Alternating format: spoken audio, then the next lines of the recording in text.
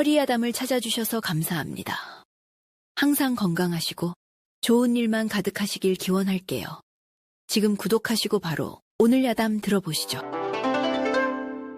그의 여름은 유난히도 가혹했습니다. 밤이 되어도 식을 줄 모르는 열기는 산골 마을 사람들의 진을 다 빼놓았지요. 그 중에서도 마을 어귀 다 쓰러져가는 초가에 사는 칠순 노인 박춘삼의 사정은 딱하기 그지없었습니다. 평생을 남의 집 머슴살이로 뼈가 빠지게 일했건만 남은 것은 굽은 허리와 쿨럭거리는 기침, 그리고 부모 잃은 어린 손녀 점순이 뿐이었습니다. 쿨럭 쿨럭, 아이고 목이야. 춘삼은 폭염에 잠 못 이루고 마른 기침을 토해냈습니다. 목구멍이 바짝바짝 타들어가는 것이 꼭 저승사자가 목을 조르는 것만 같았지요. 옆에서 새우잠을 자던 점순이가 깰까봐 입을 틀어막았지만 새어나오는 신음은 어쩔 수가 없었습니다. 아이고, 내가 이러다 오늘 밤을 넘기기 힘들겠구나. 우리 점순이 두고 가면 저것이 어찌 살꼬. 춘삼은 타는 목을 죽이려 머리맡을 더듬거렸습니다. 저녁에 점순이가 떠다 놓은 물사발이 있을 터였습니다. 그런데 이상한 일이었습니다. 달빛도 들지 않는 캄캄한 방안인데 물그릇 안에서 희미하고 오묘한 푸른 빛이 감돌고 있는 것이 아니겠습니까? 노망이 들었나 춘삼은 눈을 비벼보았지만 빛은 여전했습니다. 하지만 목이 너무 말라 따질 겨를이 없었습니다. 그는 벌벌 떨리는 손으로 그릇을 들어 입으로 가져갔습니다. 꿀꺽! 물을 삼키는 순간 춘삼의 눈이 튀어나올 듯 커졌습니다. 그것은 시원한 물이 아니었습니다. 마치 펄펄 끓는 쇳물을 삼킨 듯 식도를 타고 뜨거운 불덩어리가 뱃속으로 굴러떨어지는 느낌이었습니다. 크악! 춘삼은 목을 부여잡고 방바닥을 뒹굴었습니다. 뱃속에서 시작된 열기가 순식간에 온몸으로 퍼져나갔습니다. 혈관 하나하나에 불이 붙은 듯 뜨거웠고 뼈마디가 으스러졌다가 다시 맞춰지는 듯한 끔찍한 고통이 이어졌습니다. 이게 죽는 거구나. 염라대왕님이 불지옥을 미리 맛보여 주시는구나. 춘삼은 온몸에 땀구멍이 열리고 피부 껍질이 한 꺼풀 벗겨져 나가는 듯한 탈피의 고통 속에서 정신을 잃고 말았습니다. 할아버지! 할아버지! 일어나 보세요. 해가 중천인데 왜 아직도 주무세요? 점순의 다급한 목소리가 귓가를 때렸습니다. 춘삼은 번쩍 눈을 떴습니다. 간밤의 고통은 거짓말처럼 사라지고 머리가 맑아진 느낌이었습니다. 내가 늦잠을 잤나 보구나. 춘삼이 자리에서 일어나려는데 뭔가 이상했습니다. 평소 같으면 아이고 허리야 소리가 절로 나와야 하는데 몸이 깃털처럼 가벼운 것이었습니다. 그가 벌떡 일어나자 점순이 눈을 휘둥그레 뜨고 뒷걸음질 쳤습니다. 할아버지? 왜 그러냐? 내 얼굴에 밥풀이라도 묻었느냐? 춘삼은 의아해하며 방구석에 있는 찌그러진 동경을 들여다보았습니다. 그리고는 거울을 떨어뜨릴 뻔했습니다. 거울 속에는 쭈글쭈글하고 병색이 완연하던 칠순 노인은 온데간데 없고 얼굴에 불그스름한 혈색이 돌고 피부에 윤기가 자르르 흐르는 중년의 사내가 서 있었습니다. 백발이 성성하던 머리카락에는 검은 기운이 희끗희끗하게 돌아와 있었고 무엇보다 푹 꺼져 있던 눈두덩이 살이 차오르고 눈동자가 샛별처럼 빛나고 있었지요. 이게 나라고? 춘삼은 자신의 몸을 더듬어 보았습니다. 앙상했던 팔뚝에는 단단한 알통이 잡혔고 평생을 그를 괴롭히던 굽은 등이 대나무처럼 꼿꼿하게 펴져 있었습니다. 시야도 달라졌습니다. 방구석에 기어가는 개미의 더듬이까지 보일 정도로 눈이 밝아진 것입니다. 할아버지, 키가 커지셨어요.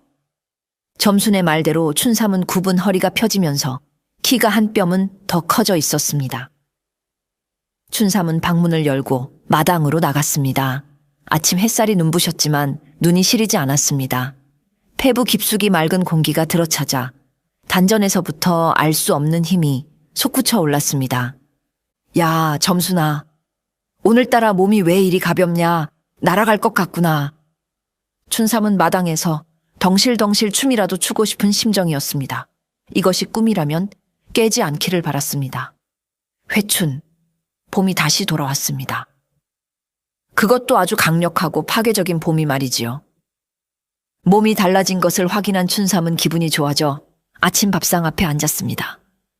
점순이는 여전히 의심스러운 눈초리로 할아버지를 쳐다보고 있었지만 춘삼은 콧노래를 흥얼거렸지요. 자, 밥 먹자. 밥 먹고 기운 내서 밭이나 갈아야겠다. 춘삼은 노숟가락을 집어 들었습니다.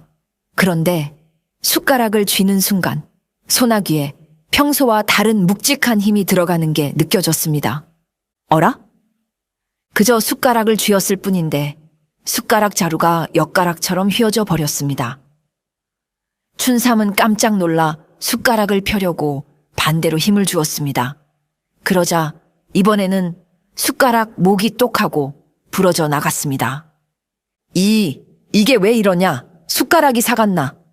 춘삼은 당황하여 젓가락을 집었습니다.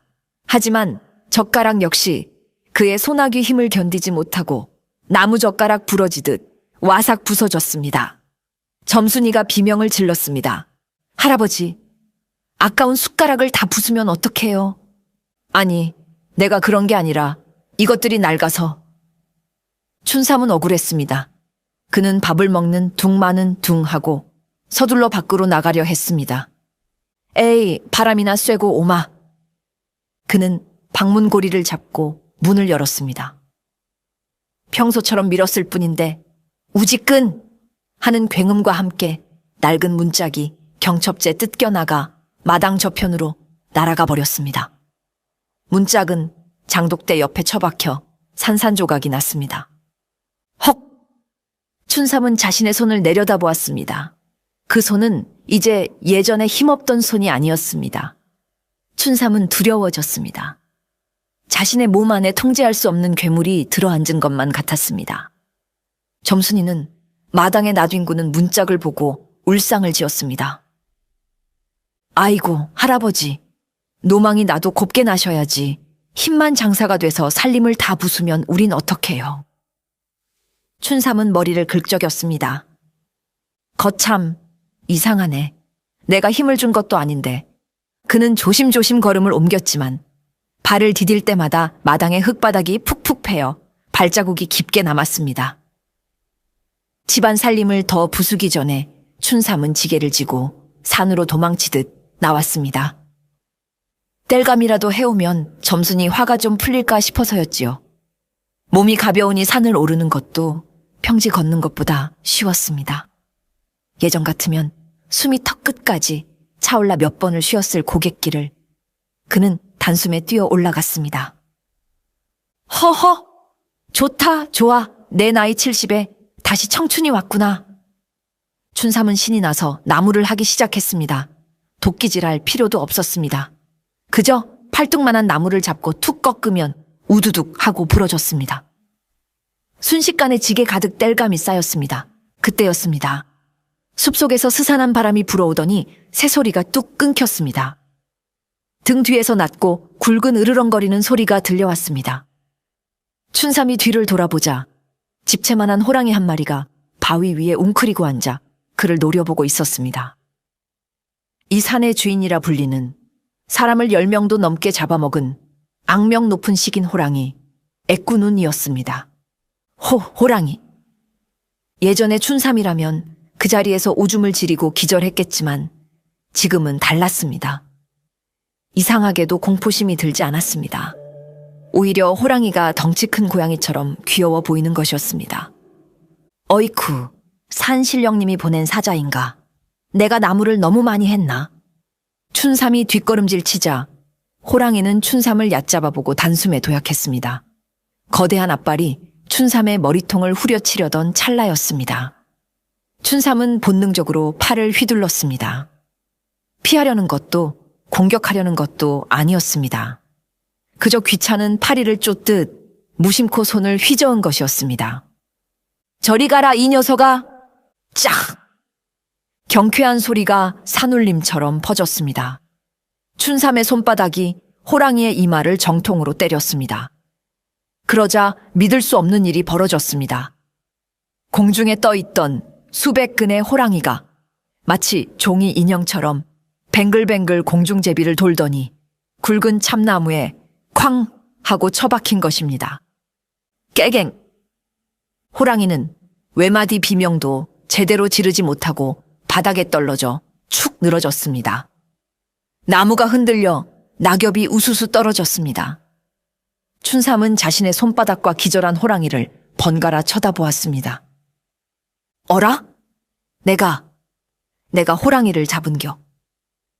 그는 조심스레 호랑이에게 다가가 코털을 건드려 보았습니다. 호랑이는 혀를 빼물고 흰자위를 보인 차에 완전히 뻗어 있었습니다. 이마에는 춘삼의 손바닥 자국이 선명하게 찍혀 부어오르고 있었지요. 칠순 노인이 맹수의 왕을 뺨싸대기 한 대로 기절시킨 전설적인 사건의 시작이었습니다. 해질녘 마을 어귀에 기이한 풍경이 펼쳐졌습니다. 춘삼이 한 손에는 지게를 쥐고 다른 한 손으로는 거대한 호랑이의 뒷다리를 잡아 질질 끌고 내려오는 것이었습니다. 호랑이의 덩치가 워낙 커서 꼬리가 땅바닥에 긴 자국을 남겼습니다. 마을 정자나무 아래 모여있던 장정들과 김진사가 그 모습을 보고 입을 딱 벌렸습니다. 저게 뭐야? 박노인 아니야? 뒤에 끌고 오는 게 설마 호랑인가? 사람들이 우르르 몰려들었습니다. 가까이서 보니 틀림없는 호랑이였습니다. 사람들은 기겁하며 뒤로 물러섰지만 호랑이는 꼼짝도 하지 않았습니다. 박영감, 이게 어찌된 일이오? 자네가 이놈을 잡았단 말이오? 김진사가 떨리는 목소리로 물었습니다. 평소 춘삼을 비실이 영감이라 놀리던 김진사였습니다. 춘삼은 땀 한 방울 흘리지 않은 얼굴로 짐짓태연하게 너스레를 떨었습니다. 아, 이거요. 산에 나무하러 갔는데 이 녀석이 낮잠을 자고 있더라고요. 제가 내려오다가 발을 헛디뎌서 이놈 머리를 살짝 밟았는데 그 길로 푹 꼬꾸라지지 뭡니까? 운이 좋았지요. 허허. 물론 춘삼의 말을 믿는 사람은 아무도 없었습니다. 호랑이 이마에 찍힌 선명한 손바닥 자국과 움푹 패인 두개골은 발로 밟아서 생길 상처가 아니었으니까요. 장정들이 호랑이를 들어보려 했지만 넷이 달려들어도 꿈쩍도 안 하는 무게였습니다. 그런데 춘삼은 그걸 한 손으로 끌고 왔단 말인가? 세상에, 박노인이 회춘하더니 천하장사가 됐네 그려. 도깨비에 홀린 거 아냐? 점순이는 사람들 틈에서 할아버지를 보며 으쓱해졌지만 한편으로는 걱정이 태산 같았습니다. 우리 할아버지 정말 괜찮은 걸까? 춘삼은 호랑이를 마을 광장에 툭 던져놓고 의기양양하게 집으로 향했습니다. 그의 등 뒤로 천하장사, 박춘삼 만세 하는 아이들의 환호성이 들려왔습니다. 평생 굽신거리며 살았던 춘삼의 어깨가 태어나 처음으로 활짝 펴지는 순간이었습니다. 춘삼이 호랑이를 잡아 마을 잔치가 벌어지고 있던 그 시각, 마을 뒷산에는 검은 그림자가 드리워졌습니다. 칠흑 같은 어둠 속에서 걸어 나온 사내는 창백한 피부의 뱀처럼 가로로 찢어진 동공을 가지고 있었습니다. 바로 천년 묵은 이묵이 흑사였습니다. 흑사가 우물에 숨겨둔 여의주를 춘삼이 먹게 된 것이었지요. 그는 킁킁거리며 공기 중의 냄새를 맡았습니다. 여기다. 내 여의주의 기운이 이곳에서 진동하는구나. 흑사는 분노로 몸을 떨었습니다. 천년을 기다려온 승천의 기회를 감히 인간 따위가 가로채다니. 그는 여의주를 되찾기 위해 인간의 모습으로 둔갑하여 마을로 내려왔습니다. 잔치가 파하고 모두가 잠든 밤, 흑사는 춘삼의 초가집을 찾아갔습니다. 살인문을 소리 없이 넘은 그는 방문을 열고 들어갔습니다. 춘삼은 대자로 뻗어 코를 골며 자고 있었습니다.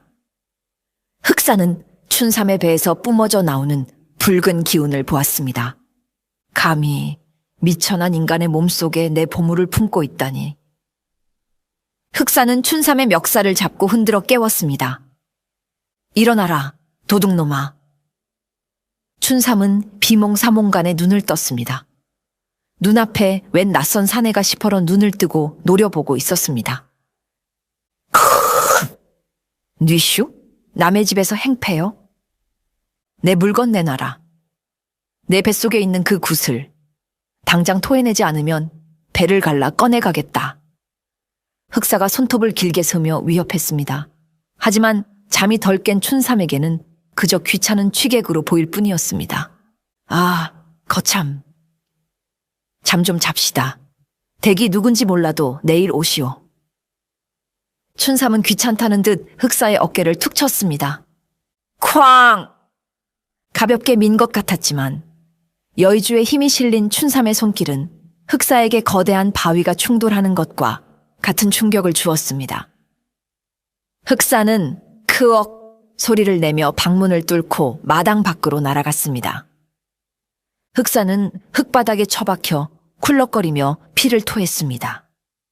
뼈가 울리는 고통이었습니다. 이 늙은이가 여의주의 힘을 벌써 이렇게까지 쓰다니. 흑사는 경악했습니다. 인간의 몸으로 여의주의 힘을 이토록 자연스럽게 발휘한다는 것은 불가능에 가까웠습니다. 정면 승부로는 승산이 없음을 깨달은 흑사는 뱀처럼 슉슉 소리를 내며 어둠 속으로 사라졌습니다. 두고 보자.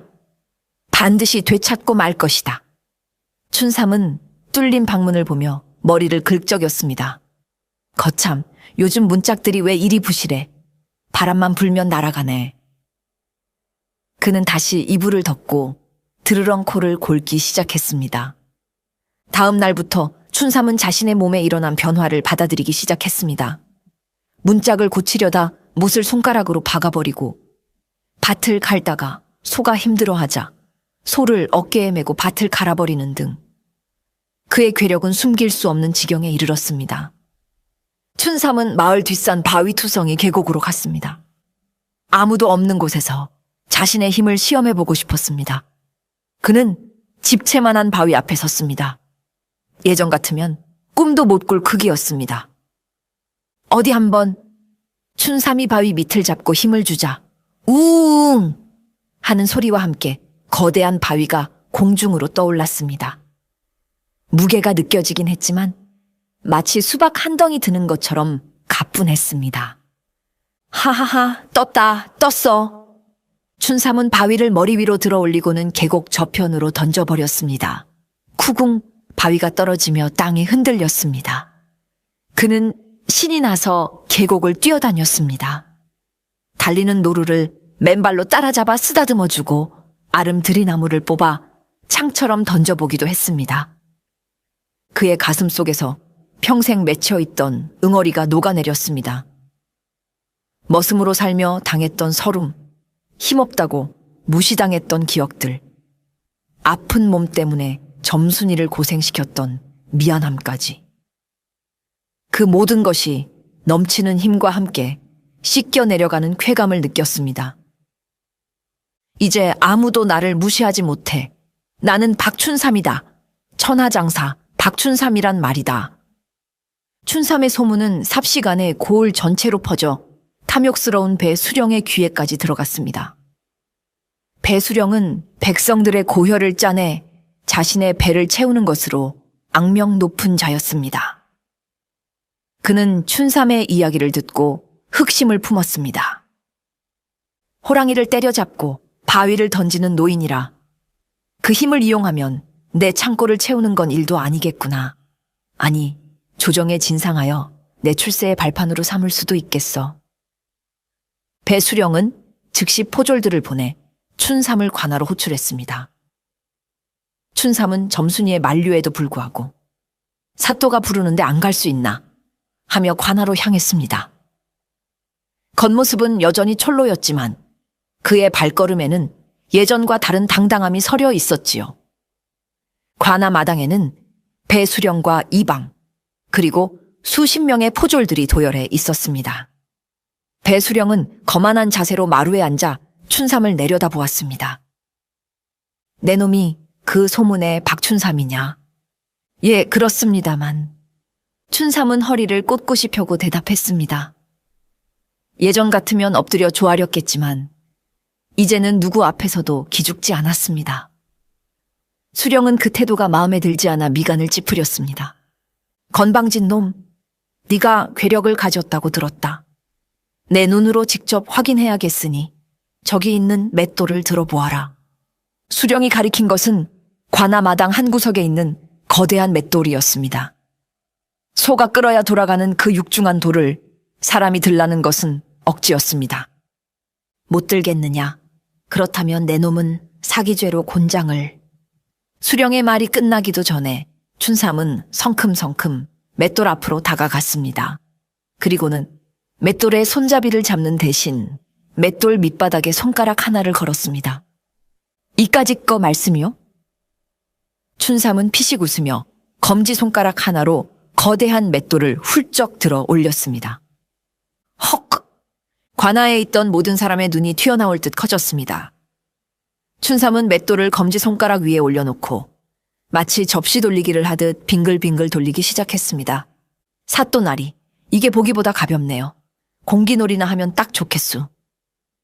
춘삼은 맷돌을 공중으로 휙 던졌다가 다시 손가락으로 받아냈습니다. 씩! 맷돌이 바람을 가르는 소리가 위협적이었습니다. 춘삼은 일부러 수령이 앉아있는 쪽으로 맷돌을 던지는 신용을 했습니다. 으악! 저놈 잡아라! 수령은 기겁하며 뒤로 자빠졌습니다. 체면이고 뭐고 바닥에 나뒹구는 꼴이 우스꽝스러웠습니다. 무엄한 놈, 감히 관아에서 행패를 부려. 여봐라, 저놈을 당장 포박하라.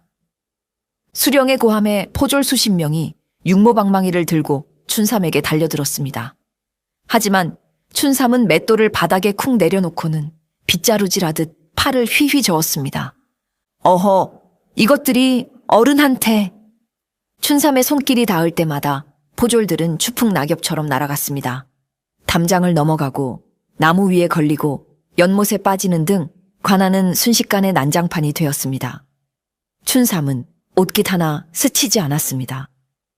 나를 부려 먹으려거든 밥이나 많이 주고 부르시오. 나는 이제 누구의 종도 아니오. 춘삼은 관아의 육중한 대문을 발로 뻥 차서 날려버리고는 유유히 밖으로 걸어 나갔습니다. 뒤에서 수령이 저놈 잡아라 하고 고래고래 소리를 질렀지만 아무도 쫓아갈 엄두를 내지 못했습니다. 관아에서의 소동을 지켜보던 또 다른 눈이 있었습니다. 바로 흑사였습니다. 그는 군중 속에 숨어 춘삼의 힘을 관찰하고 있었습니다.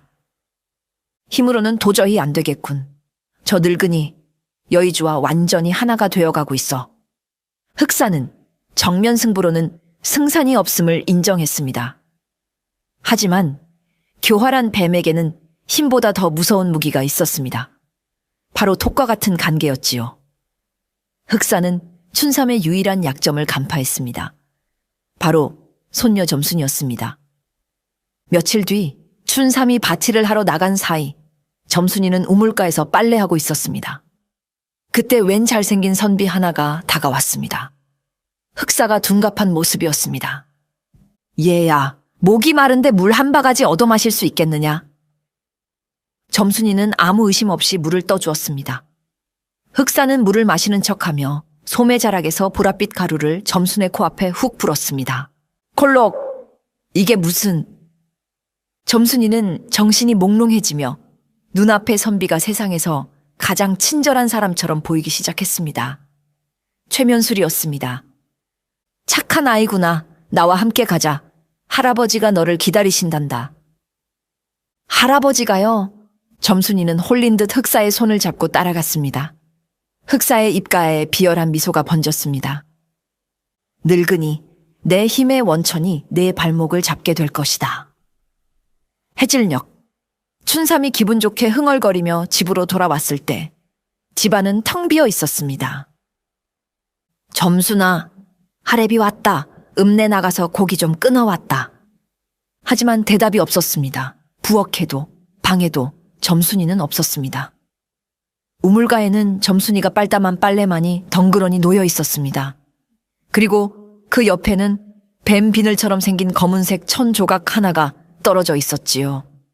이건 춘삼이 천 조각을 집어들자 그곳에서 익숙한 냄새가 났습니다. 며칠 전 밤 자신의 집을 찾아왔던 그 기분 나쁜 사내의 냄새였습니다. 순간 춘삼의 머릿속이 하얗게 변했습니다. 가슴속에서 뜨거운 불덩이가 솟구쳐 올랐습니다. 그것은 여의주의 힘이 아닌 손녀를 잃은 할아버지의 끓어오르는 분노였습니다. 크아. 춘삼이 포효하자 집안의 창호지가 찢어지고 장독대가 깨져나갔습니다. 그의 몸에서 붉은 아지랑이 같은 열기가 피어올랐습니다. 눈동자는 핏발이 서다 못해 시뻘겋게 달아올랐습니다. 어떤 놈이냐? 내 손녀를 건드린 놈이 누구냐? 춘삼의 분노에 땅이 쿵쿵 울렸습니다. 마을 사람들은 지진이 난 줄 알고 뛰쳐나왔다가 춘삼의 전신에서 뿜어져 나오는 붉은 기운을 보고 기겁하여 도망쳤습니다. 춘삼은 본능적으로 냄새를 쫓았습니다. 흑사가 남긴 비릿한 뱀 냄새가 산속 깊은 곳으로 이어져 있었습니다. 그는 짐승처럼 네 발로 땅을 박차고 달리기 시작했습니다. 나무들이 춘삼의 몸에 부딪혀 부러지고 바위가 걷어차여 날아갔습니다. 춘삼이 냄새를 쫓아 도착한 곳은 마을 뒷산에서도 가장 깊고 음산한 골짜기 귀곡이었습니다. 평소에는 사냥꾼들도 얼씬하지 않는 곳이었지요. 짙은 안개가 깔린 숲속은 대낮인데도 어둑어둑했습니다. 나와라. 내 손녀 어딨냐? 춘삼의 고함 소리가 골짜기를 울렸습니다. 그러자 안개 속에서 붉은 눈동자들이 하나둘씩 켜졌습니다. 흑사가 부리는 요괴화된 산짐승들이었습니다. 집채만 한 곰, 쇠처럼 단단한 털을 가진 늑대떼, 그리고 독을 품은 뱀들이 춘삼을 포위했습니다. 크르릉, 짐승들이 춘삼에게 달려들었습니다. 춘삼은 무기도 기술도 없었습니다. 하지만 그에게는 압도적인 힘과 물러설 수 없는 이유가 있었습니다. 비켜, 다 비켜. 춘삼은 달려드는 늑대의 머리통을 주먹으로 내려쳤습니다. 늑대의 머리가 수박처럼 으깨졌습니다. 거대 곰이 앞발을 휘두르자 춘삼은 그 앞발을 맞받아 잡고는 곰을 들어 올려 나무에 매다 꽂았습니다. 우지끈. 아름드리 나무가 부러지며 곰이 깔렸습니다. 춘삼은 이성을 잃고 날뛰었습니다. 뱀들이 다리를 물어뜯었지만 강철처럼 단단해진 그의 피부를 뚫지 못했습니다. 그는 뱀들을 잡아 채찍처럼 휘둘러 다른 짐승들을 쫓아냈습니다. 그는 숲을 파괴하며 전진했습니다. 짐승들의 시체가 산을 이루었지만 춘삼의 눈에는 오직 동굴 입구만이 보였습니다. 그곳에서 점순이의 냄새가 나고 있었습니다.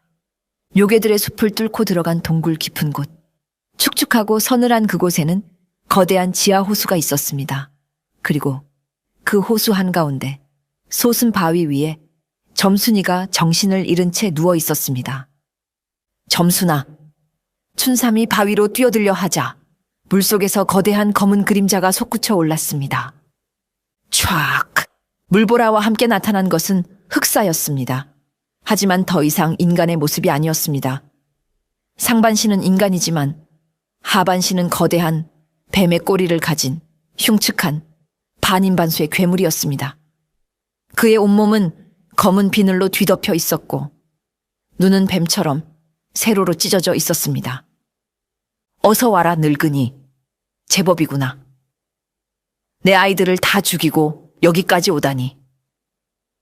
흑사가 뱀혀를 날름거리며 비웃었습니다.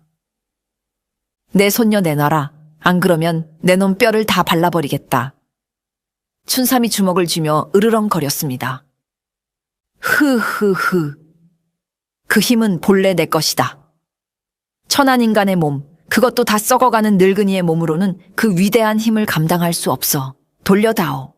그러면 내 손녀는 살려주마. 흑사가 손을 뻗자 춘삼의 뱃속에 있는 여의주가 반응했습니다. 춘삼의 몸이 뜨겁게 달아오르며 통제할 수 없는 힘이 날뛰기 시작했습니다. 으크! 춘삼은 가슴을 부여잡았습니다. 흑사의 말이 맞았습니다. 여의주의 양기는 너무나 강력해서 춘삼의 늙은 육체가 버티기에는 한계가 있었던 것입니다. 크악! 춘삼은 바닥에 무릎을 꿇었습니다. 심장이 터질 듯이 뛰고 혈관이 부풀어 올라 터질 것 같았습니다. 몸 안에서 용암이 흐르는 듯한 고통이 그를 덮쳤습니다. 힘을 너무 많이 쓴 탓에 여의주의 기운이 폭주하기 시작한 것입니다. 보아라. 내 몸은 이미 붕괴하고 있다. 신의 힘을 훔친 대가다. 흑사는 춘삼의 고통을 즐기며 다가왔습니다. 그는 거대한 꼬리로 춘삼을 휘감아 조였습니다. 으드득! 춘삼의 갈비뼈가 비명을 질렀습니다. 숨을 쉴 수가 없었습니다. 힘을 쓰고 싶어도 몸이 말을 듣지 않았습니다. 할아버지! 그때 바위 위에 있던 점순이가 눈을 떴습니다. 흑사는 미소를 지으며 점순이 쪽으로 손톱을 겨누었습니다. 이 아이부터 죽여주마. 내 놈이 보는 앞에서. 안 돼. 춘삼은 필사적으로 몸부림쳤지만 흑사의 조임은 점점 더 강해졌습니다. 시야가 흐려지고 의식이 멀어져 갔습니다. 이대로 끝인 건가? 70평생 고생만 하다가 이제 겨우 힘 좀 써보나 했는데 이렇게 허무하게 가는가? 하지만 자신의 죽음보다 손녀가 죽는다는 공포가 더 컸습니다. 흑사의 날카로운 손톱이 점순이의 목을 스쳤습니다. 점순이는 공포에 질려 비명을 질렀습니다. 할아버지, 일어나세요. 할아버지는 천하장사잖아요. 저놈 좀 혼내주세요. 그 외침은 춘삼의 귓가를 때리고 뇌리를 파고들어 심장 깊은 곳까지 닿았습니다. 할아버지는 천하장사잖아요. 그 한마디가 꺼져가던 춘삼의 의식에 불을 지폈습니다. 평생 약골, 머슴으로 불렸던 그에게 손녀가 불러준 천하장사라는 이름. 그것은 여의주의 힘보다 더 강력한 마법이었습니다. 그래, 나는 천하장사다. 내 새끼 하나 못 지키면 그게 무슨 장사냐? 춘삼은 눈을 번쩍 떴습니다. 흐릿하던 동공이 다시 또렷해졌습니다. 아니, 이전과는 달랐습니다. 그의 눈동자가 여의주와 같은 찬란한 황금빛으로 빛나기 시작했습니다. 그의 몸 안에서 날뛰던 여의주의 기운이 점순이를 지키겠다는 춘삼의 강력한 의지와 만나 하나로 융합되기 시작했습니다. 고통이 사라지고 대신 무한한 힘이 샘솟았습니다. 내 손녀한테 손대지 마라. 쾅! 춘삼을 조이고 있던 흑사의 꼬리가 튕겨나갔습니다. 흑사는 충격에 뒤로 물러났습니다. 이게 무슨 조화냐? 인간이 여의주의 힘을 완전히 흡수했다고. 춘삼은 천천히 일어났습니다. 그의 백발이 황금빛으로 넘실거리고 근육은 갑옷처럼 단단해졌습니다. 그는 더 이상 여의주의 힘에 휘둘리는 그릇이 아니었습니다. 그 힘의 주인이 된 것입니다. 내 놈이 내 굿을 주인이라고? 아니, 이제 이 힘은 내 것이다. 내 가족을 지키는 데 쓰는 내 힘이다. 춘삼은 바닥을 박차고 도약했습니다. 순식간에 흑사의 코앞에 도달한 그는 흑사의 멱살을 잡고 들어 올렸습니다. 이거나 먹어라. 춘삼의 주먹이 흑사의 얼굴에 장렬했습니다. 퍽! 흑사의 얼굴이 찌그러지며 이빨이 튀어나갔습니다. 춘삼은 흑사의 꼬리를 양손으로 잡았습니다. 그리고는 빨래를 털듯 거대한 이무기를 바닥에 패대기치기 시작했습니다. 쾅! 쾅! 쾅! 동굴이 무너질 듯 흔들렸습니다. 천년 묵은 요괴가 칠순 노인의 손에서 장난감처럼 유린당했습니다. 흑사는 비명도 지르지 못하고 걸레짝처럼 너덜너덜해졌습니다. 살려줘. 흑사가 애원했지만 춘삼은 멈추지 않았습니다. 이건 우리 점순이 몫이다. 춘삼은 흑사를 머리 위로 들어 올려 동굴 벽을 향해 전력으로 던져버렸습니다. 흑사는 벽에 박혀 꼼짝도 하지 못했습니다. 완전한 제압이었습니다. 춘삼이 점순이를 구하러 가려는 순간 동굴 입구 쪽에서 요란한 발소리와 함께 횃불들이 나타났습니다. 배수령이 이끄는 관군이었습니다. 배수령은 춘삼이 흑사를 쫓아 산으로 간 것을 알고 둘 다 잡아 공을 세우려 뒤따라온 것이었습니다. 저기 있다. 저 괴물놈들을 쏴라.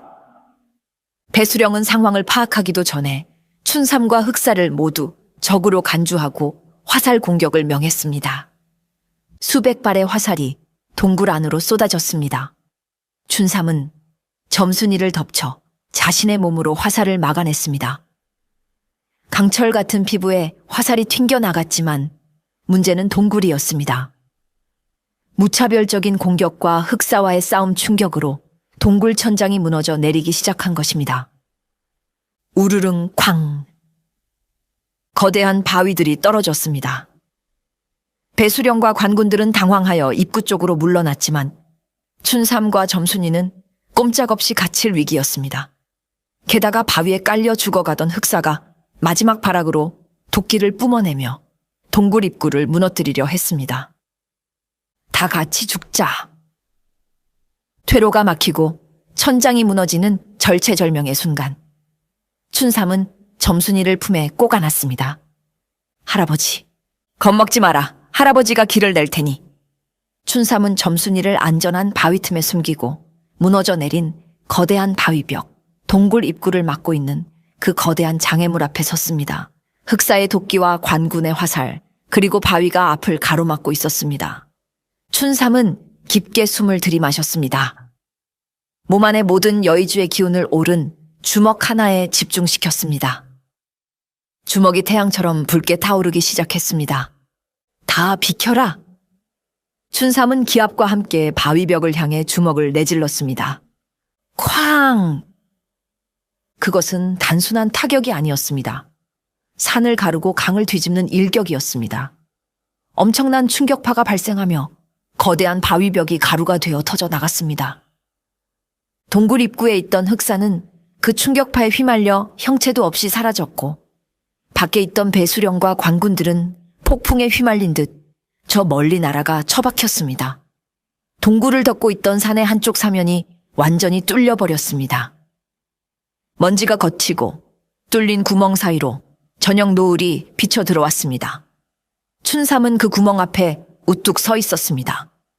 그의 주먹에서는 연기가 피어오르고 있었습니다. 모든 힘을 쏟아부은 춘삼은 다리에 힘이 풀려 주저앉았습니다. 할아버지, 점순이가 달려와 춘삼을 부축했습니다. 춘삼의 입에서 그리고 전신에서 찬란하던 황금빛 기운이 빠져나가 하늘로 흩어졌습니다. 여의주의 힘이 다한 것입니다. 아이고, 이제 좀 살겠네. 춘삼은 가쁜 숨을 몰아쉬었습니다. 흑사가 죽으면서 여의주의 기운도 자연으로 돌아간 것이었습니다. 춘삼은 다시 의식을 잃고 쓰러졌습니다. 며칠 후 춘삼은 자신의 집 아랫목에서 눈을 떴습니다. 점순이가 울다가 웃으며 그를 반겼습니다.